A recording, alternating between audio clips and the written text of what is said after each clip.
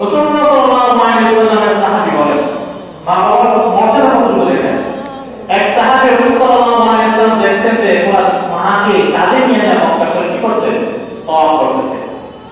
সাতটা তওয়াফ করার পর নবীজির কাছে এসে এসে বলতেছে, ইয়া রাসূলুল্লাহ, আমি আমার মাকে কাঁধে নিয়ে তওয়াফ করলাম, ইয়া রাসূলুল্লাহ আপনি বলেন আমার কি মায়ের দুধের দুধ কিছুটা শুধু দিতে কিনা।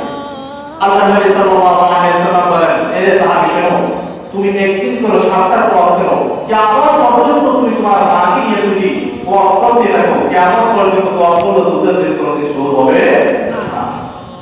এবার বলেন সাহাবী কতজন তওয়াফ করছে, দুধের দিকে আমাদের মানা শেষ হয় না। আর আপনারা খারাপ হয়ে যাবে,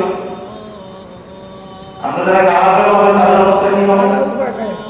উপায় আছে? উপায় নেই। এই জন্য আল্লাহ বলেন, সাতটা হে বান্দা